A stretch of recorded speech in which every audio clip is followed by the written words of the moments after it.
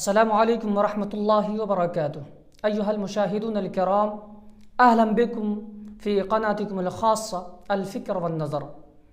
اليوم سنتحدث عن الإسلام بزوايا مختلفة منذ بدء الإسلام إلى يومنا هذا، وسنقف على أصليته، وسنعرف ما الفرق بينه وبين الأديان الأخرى، وسنعرف معرفة تامة عن كيفية توصيل رسالة الإسلام إلى إخواننا الهندوس، لأن تبليغ دعوة الإسلام علينا واجب، ولا يأتي نبي أو رسول يقوم بهذه المسؤولية بعد رحلة النبي صلى الله عليه وسلم إلى جوار ربه، فعادت المسؤولية علينا.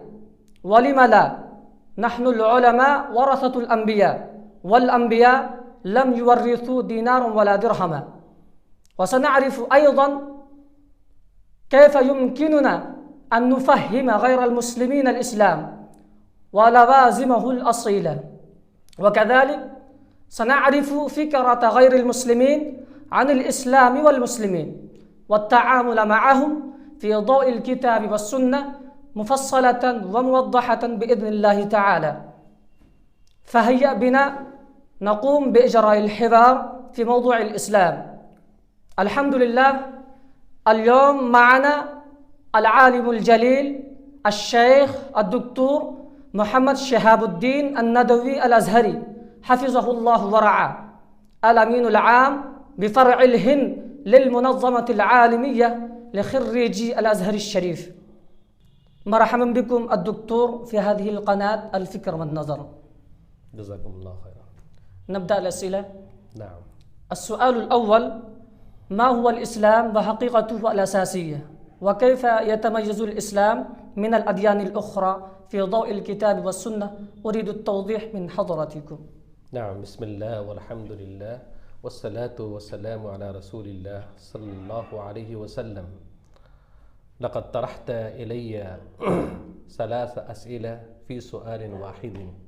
إن شاء الله سنرد على كل سؤال واحدا بإذن الله تعالى. أما الإسلام فهو الانقياد التام لأوامر الله سبحانه وتعالى في كل ما جاءت به الشريعة الإسلامية من أعمال ظاهرة وباطنة.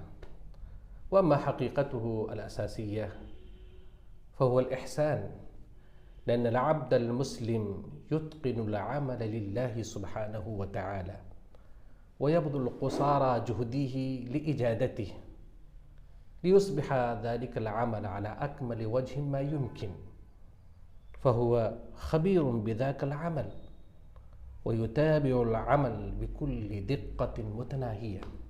نعم. وفي الإسلام يعتبر الإحسان مرتبة عالية كبيرة جدا جدا جدا، بحيث إنه عد من مراتب الدين 3: الأول الإسلام، والثاني الإيمان، والثالث الإحسان. فكما جاء في حديث جبريل عليه السلام عندما سأل النبي صلى الله عليه وسلم قائلا: أخبرني عن الإحسان، فقال النبي صلى الله عليه وسلم: الإحسان أن تعبد الله كأنك تراه، فإن لم تكن تراه فإنه يراك. هذا الحديث يبين لنا معنيين عظيمين جليلين. المعنى الأول وأن الإنسان قد يبلغ إلى مرتبة عالية جدا بحيث يرى المعبود أمامه ويعاينه معاينة تامة. هذا مقام المشهود، تلزمه هيبة العظمة، هيبة الوقار، هيبة الإجلال والتعظيم والخشوع والخضوع والحياة والمحبة والشوق والذوق. والمعنى الثاني أن الإنسان إذا لم يصل إلى هذه الدرجة لكن يغلب عليه أن الحق سبحانه وتعالى يطلع عليه ويراقب أحواله، كما قال: فإن لم تكن تراه فإنه يراك. فهذا هو مقام المراقبة الإنسان يلاحظ نظر الله سبحانه وتعالى إليه، وأن الله سبحانه وتعالى يطلع على أحواله الظاهرة والباطنة. فبسبب هذا الاستحضار وهذا الاستشعار يورث الخوف والخشية من الله سبحانه وتعالى، والأدب والاحترام في جميع الحالات، وعدم التحرك يمينا وشمال. كما أن الإنسان إذا قام أمام سلطان جابر قاهر يراقب أحواله ويشاهد أفعاله ويضيق عليه مجال الغفلة وسوء الأدب، فإنه لا يتحرك يمينا وشمال. فالإسلام يصنع الإنسان بمثل هذه الصفات التي يتطلبها كل إنسان وكل بني آدم. فأنت إذا وجدت مثل هذا الإنسان الذي صنعه هذا الإسلام المميز، فأنت قد ملكت على خزائن كثيرة. لماذا؟ لأن مثل هذا الإنسان يكفيك عن أشياء كثيرة.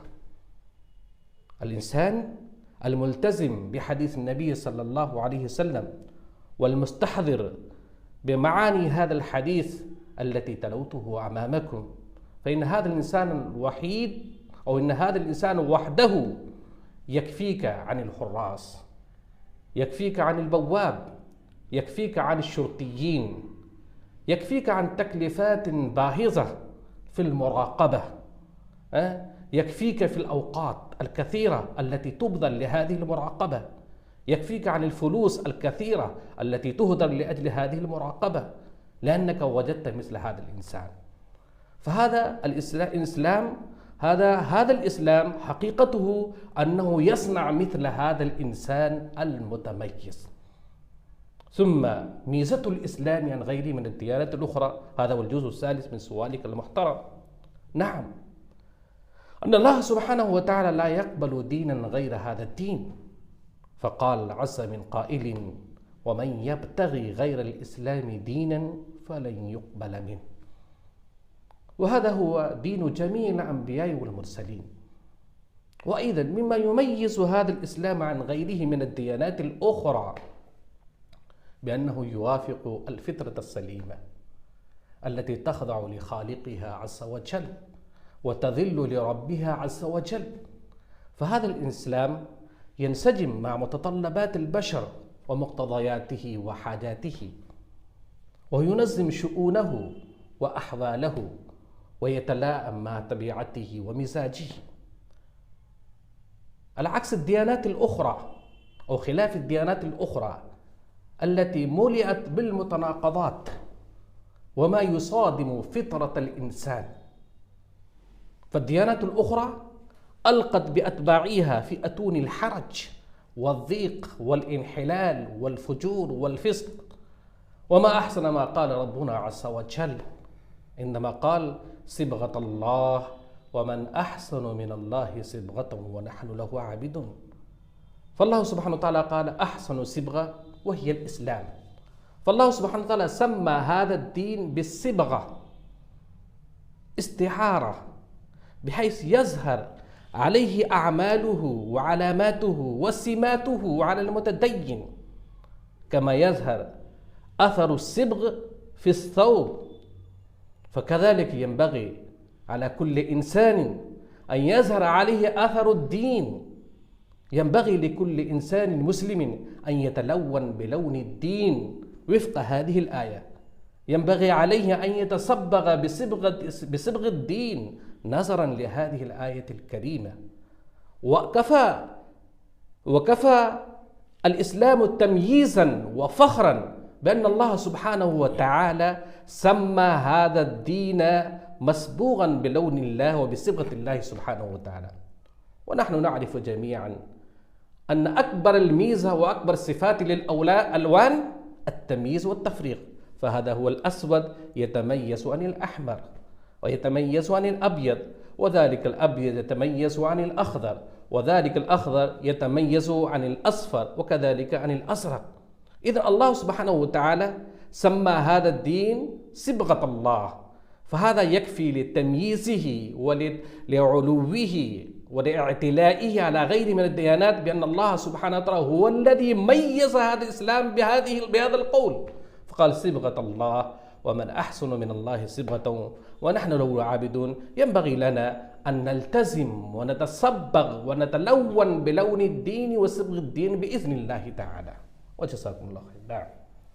السؤال الثاني: نعم. في العصر الراهن كيف يمكن تبليغ الإسلام ورسالته إلى غير المسلمين؟ نعم، جزاك الله خيرا، أحسن هذا السؤال. نعم، نحن لا نتكلم مع غير المسلمين باسم الإسلام. لماذا؟ لأن معظم الناس، معظم المذيعين، معظم الأخباريين، معظم الصحفيين قد شوهوا صورة الإسلام أمام الناس بأخبارهم الكاذبة وشائعاتهم الملفقة وإذاعاتهم المشينة المخربة للأخلاق والأفكار. نتكلم معهم كأخ كبير في الله سبحانه وتعالى، أخ تأقلم الصدق، تأقلم العدل، تأقلم الإنسانية، لأنهم سيوافقون معنا في هذه الأشياء. ثانيا، نحن نبدي أخلاقنا الإسلامية في المعاملات والتصرفات، نبدي أخلاقنا الإسلامية في المعاملات والتصرفات، لأن إنسان اليوم لا يتأثر بأي شيء مثل ما يتأثر بالأخلاق، لا سيما بالأخلاق الإسلامية النبيلة الشريفة الكريمة الطيبة المشربة بأخلاق النبي محمد صلى الله عليه وسلم. ثانيا، نرشد رحمة النبي صلى الله عليه وسلم في الأقوال والأفعال في شعب الحياة كلها، لأن هذه الرحمة يحتاجها كل بني آدم، سواء كان كبيرا أو صغيرا أو شابا أو شيخا أو بنتا أو أما. كل بني آدم يحتاجون هذه الرحمة احتياجا شديدا. يجب علينا أن ننشر هذه الرحمة بمعاني الرحمة الواسعة. نحن إذا طبقنا هذه الرحمة وإذا نشرنا هذه الرحمة وطبقنا هذه الأخلاق السامية العالية المشربة بأخلاق النبي صلى الله عليه وسلم، ونحن إذا خاطبنا هؤلاء الهندوس كأخ كبير في الله، وإذا تغلغلنا في نفوسهم وفي قلوبهم وفي عقولهم، وإذا تدرجنا إلى أفكارهم، وجدناهم سوف يدخلون في دين الله سبحانه وتعالى أفواجا. نعم، يجب علينا أن نلتزم بالأخلاق، ويجب علينا أن نلتزم بنشر الدين في كل ميدان من ميادين الحياة. نعم. وهم كيف يفهمون الإسلام؟ نعم، يفهمون الإسلام بأخلاقنا، يفهمون الإسلام بمعاملاتنا وتصرفاتنا. نعم. نعم. السؤال الثالث: كيف ينبغي التعامل مع غير المسلمين في ضوء الإسلام؟ نعم، التعامل مع غير المسلمين معروف جدا، كما قلنا الآن نتعامل معهم بالأخلاق الحسنة الطيبة، لأنهم يحتاجون الآن إلى رؤية الأخلاق الإسلامية، ولا يحتاجون إلى سماع كلام الإسلام وكلام الأخلاق من أسماعهم، لأنهم قد ملوا بكثرة السماع عن الإسلام وعن الأخلاق، وإنهم يبحثون كل البحث عن رؤية هذا الأخلاق الكريمة ولكنهم لا يجدونها. إذن نحن لا بد أن ننسب أمامنا هذه الأخلاق الطيبة ونشرها في الناس جميعا. إذا فعلنا هذا سوف هم ينظرون إلينا بحسن الرؤية، ينظرون إلينا بطيب النظر، وسوف هم يستقبلوننا استقبالا حارا. نعم. السؤال الرابع: ما وجهة نظر الإخوة الهندوس عن الإسلام والمسلمين نعم في أيامنا الجارية؟ بارك الله فيك، هذا السؤال مهم جدا مهم جدا، لأن في أيامنا الحالية الجارية الغير ينظرون إلى الإسلام بنظرة تأسف على الأسف الشديد. لماذا؟ لأن أهله هم يخلعون هذا الدين، لأن أهله هم يخلعونه وهم يجلون هذا الدين من بلادهم، وينفون هذا الدين من بلادهم ومن أفنيتهم. فهم قبل قليل كانوا يرون إلى هذا الدين كحياة نزيهة شريفة نبيلة بعيدة كل البعد عن كل الكذب، عن كل الغش والخدع والخيانة والاختلاط الفاحش الوقح والرقص المشين للأخلاق والأفكار.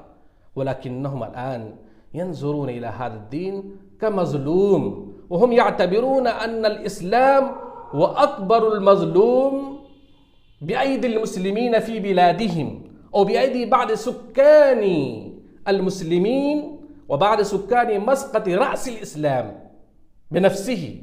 لأن الإسلام قد سقط رأسه أين؟ في الجزيرة. في الجزيرة معروف جدا، جاء هذا الإسلام في الدول العربية، ولكن الإسلام بنفسه الآن يظلم بأيدي بعض سكان من هذه الأماكن. فلأجل ذلك هم يبحثون الآن الهادين، يبحثون الآن المرشدين، يبحثون الآن المنقذين من هذه المهالك، ولكن أن يجدونهم؟